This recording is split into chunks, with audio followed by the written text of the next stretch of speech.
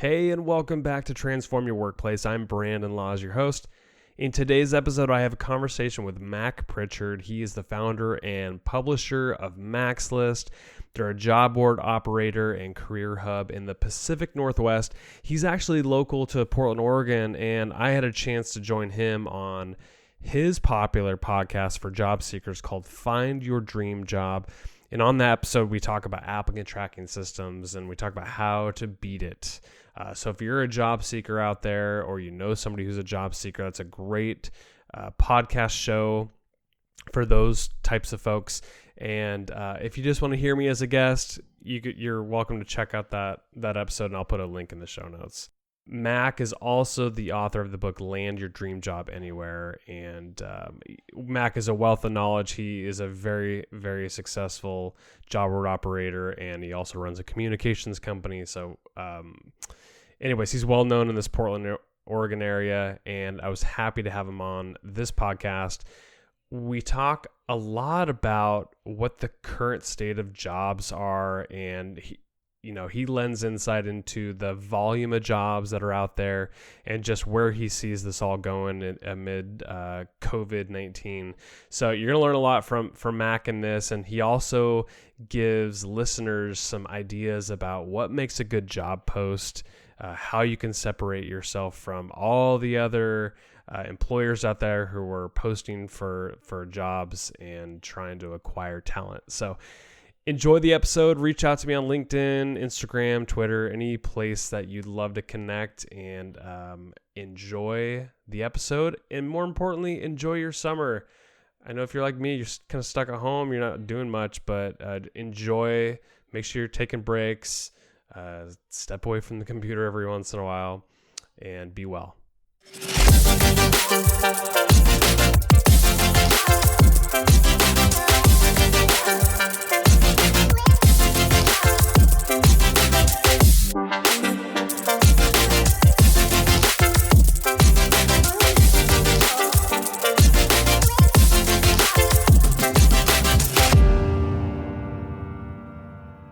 Hey, Mac, it's great to have you on the podcast. Thanks for coming on. Well, it's a pleasure to be here, Brandon. Thanks for inviting me. You operate a job board called Mac's List, and you, of course, run another company. But for the sake of this podcast, let's talk about Mac's List. I want to know, what are you seeing at the moment in terms of volume of job postings? Because that's what Mac's List is really all about. You provide a great service. There's a lot of job postings. I'm looking at it now. There's 320 listings just in Oregon only, or maybe that's countrywide. Is it up or down in coronavirus time? It's down. We're recording this in May of 2020. And like job boards all across the country, we have seen a drop in listings since the virus really hit about March 15th. Has it bounced back at all as of recently, or is it just continuously going down? It appears to have plateaued in early April. So the numbers we look at, Brandon, are not only the number of job listings, but also the number of visitors to our website, as well as obviously the revenue from sales. And for the last 6 weeks, all three of those figures have been coming up very slowly. We, of course, right now have 14% unemployment rate and more than 30 million people are out of work. So you're only seeing a fraction of the job listings you saw in February and January of this year. That's incredible. So there's like a sharp decline. And I wonder, as we hopefully get out of this, if it'll be a sharp increase. What are you anticipating? Well, in a normal recession, usually job losses happen gradually over the period of months. And then the reverse is true. As recovery happens, you'll see the number of listings go up. Here, of course, it's been a dramatic change in a short period of time. Today, for example, I was listening to a report by an economist in the state of Oregon, where you and I are, and she said that in March, there were 70,000 people in our state who were unemployed. And she said in April, that number was 300,000. So in the course of 4 weeks, more than 250,000 people in just one state of the 50 states here in our country lost their jobs. So that's a big, big change. Do you communicate with other job board operators? I'm curious. I mean, they're seeing the same thing, I'm sure, but is it around the same type of drop as you? What are they seeing? The numbers vary. The big national boards, I think there was a news story about Indeed, for example, a few weeks ago that saw its listings go down by 40%. And some niche sites are doing better and actually seeing a growth in business, thinking about sites that serve sectors like warehouse jobs, for example. But overall, the range varies. Most job boards have seen a drop in listings. I do want to say, Brandon, this is a tough economy, but I want to say to job seekers, companies are still hiring in much Yeah. smaller numbers. But it's important to recognize that because often people think, well, what's the point in an economy like this of looking for work at all? And I don't want to sugarcoat it.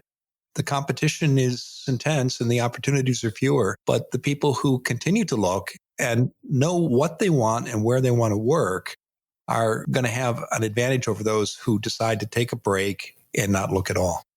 What types of jobs are you seeing a lot of in terms of the positions that are listed right now? It's probably all remote work at this point, probably less warehouse jobs or retail jobs. But what are you seeing if there's any sort of theme? Our site serves employers and job seekers in the Pacific Northwest, primarily in Washington and Oregon. And we focus on professional white collar jobs. Mm-hmm. So before COVID, we might have seen 150, 200 new jobs a week. Now we're seeing about 75. They are professional positions. They're coming in smaller numbers. And so while employers in the past might have posted 5, 10 jobs in a week, now it's one. And because of the market that we serve, we are seeing not only white collar jobs, which we've always gotten, but there is, to your point, there are more opportunities that allow for remote work. Mm-hmm.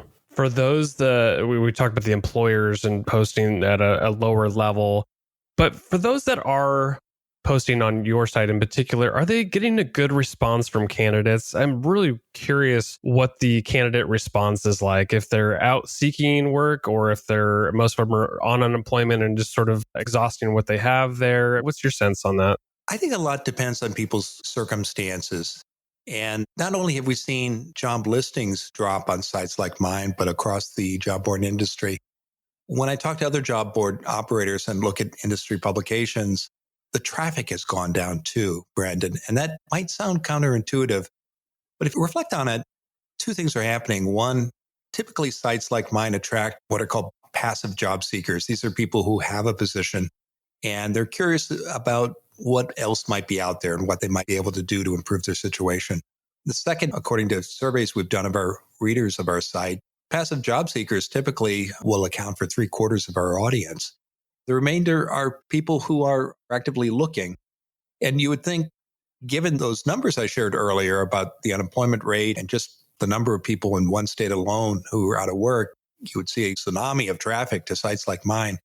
But I think what's happening, Brandon, is that people who have lost a job, they're focusing on survival right now. And we've all seen the news accounts of the challenges that people out of work have faced in collecting unemployment benefits. And it's not uncommon to see reports of waits of 4, 6, 8, or even 10 weeks. So I think people who might normally be doing a search because they've lost a job are focusing on getting their finances in order, and they will start a search once those checks start arriving. For the employers that are looking to fill positions, and there are some positions out there, as you mentioned, I'm sure a lot of employers are having a hard time getting people to comfortably come back to work. And maybe these positions will remain open until people start having that comfort.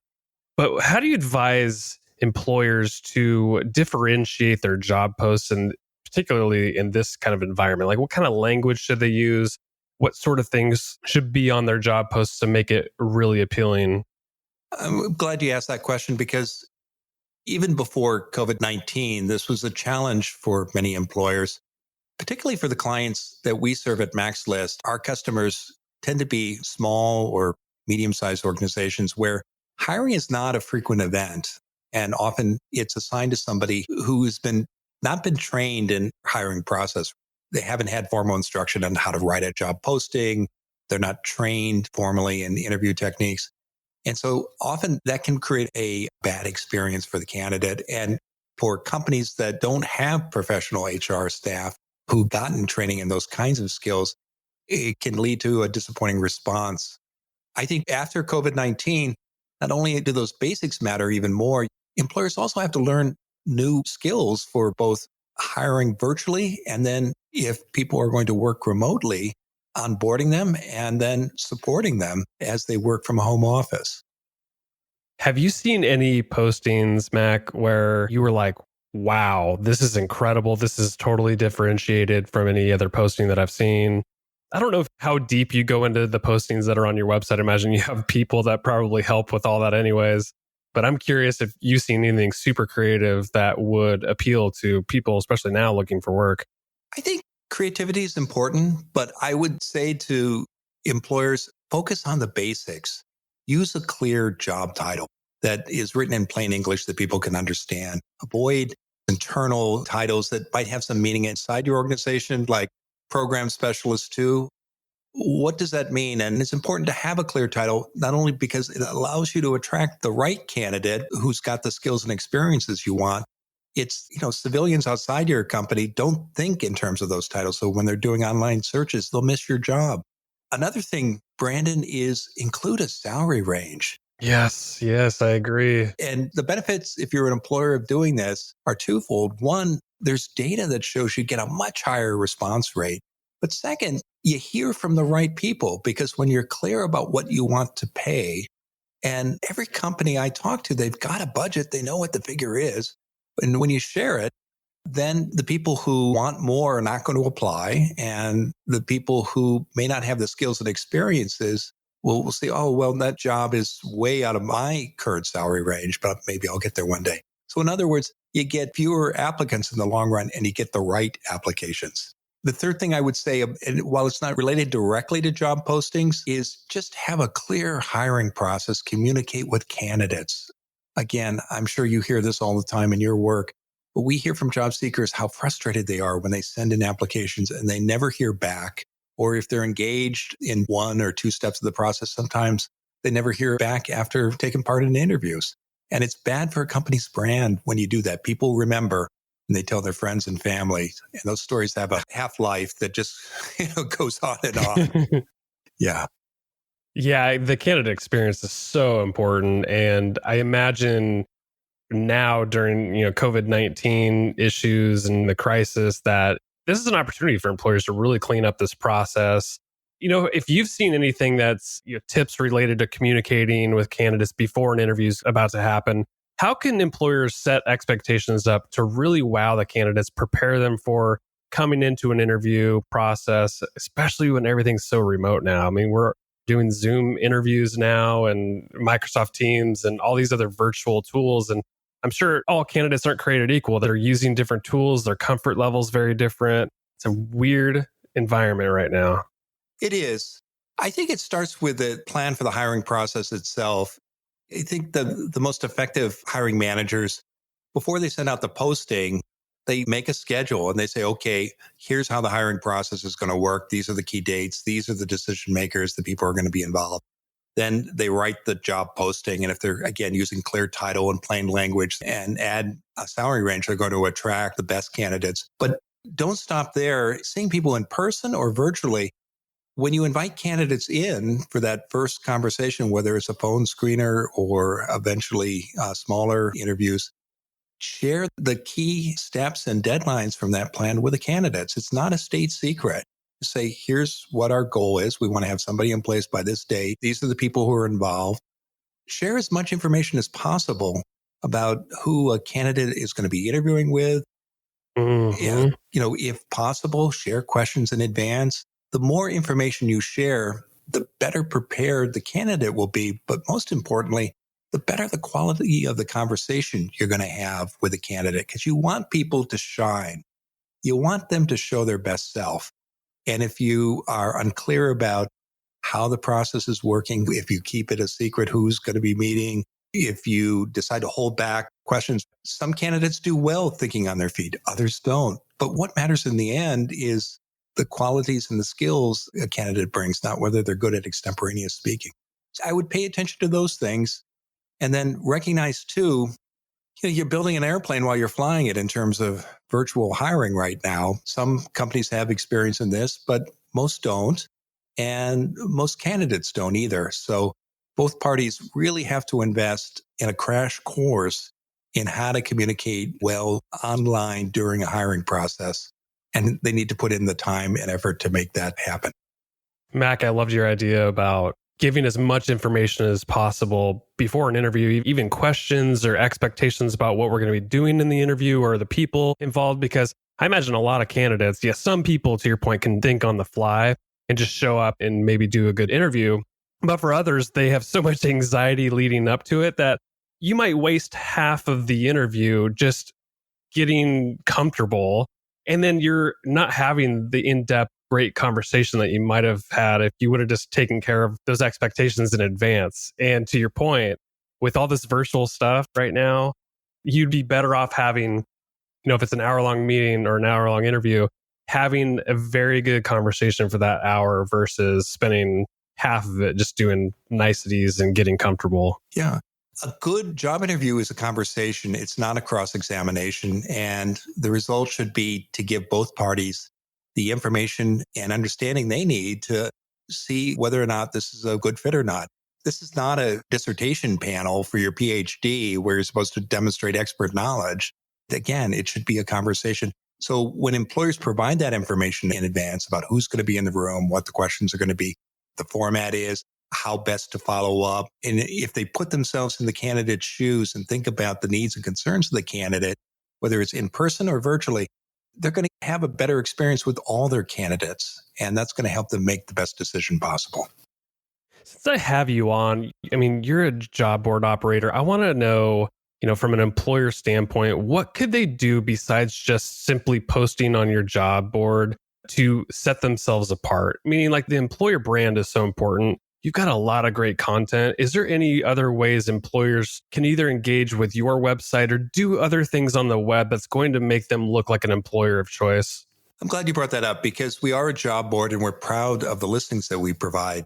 But we recognize that job seekers, most candidates struggle with job search as a skill. That's why we provide books, courses, and other content in our weekly podcast about job hunting to job seekers. So we provide content about how to do hiring better. And one of the things that every employer can do to stand out and attract not only the best candidates during times like today is to talk about their company's brand and culture.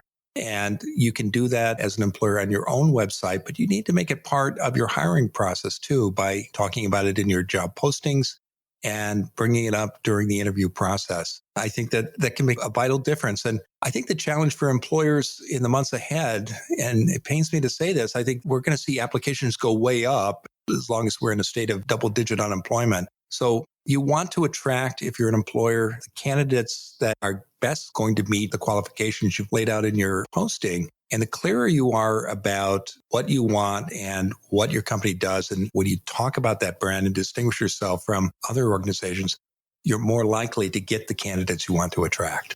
Yeah, I think the interesting thing about right now, and hopefully this is not true going forward, but with writing job postings and trying to portray what your culture is all about and what you believe and values and vision and those sort of things that are ingrained in your culture, that's one thing. But like really trying to set expectations for what is this job like? What is the experience like? Because for most employers, that has totally changed over the last couple of months. Like we have fully remote workforce now. We're looking at a computer all day. I don't know how you write a job posting in a compelling way right now. Do you have any ideas? Well, I think it comes back to the problems that the position is going to solve and being clear about that. And because in the end, in any interview, whether it happens via Zoom or in person, the manager's looking across the table at a candidate and wondering, well, can she or he solve these things that are keeping me up at night? And that's where your job posting should start, not with the phrases that are popular inside your company's culture or be some sort of wish list of things you might like to have. Be clear about what you absolutely need to have.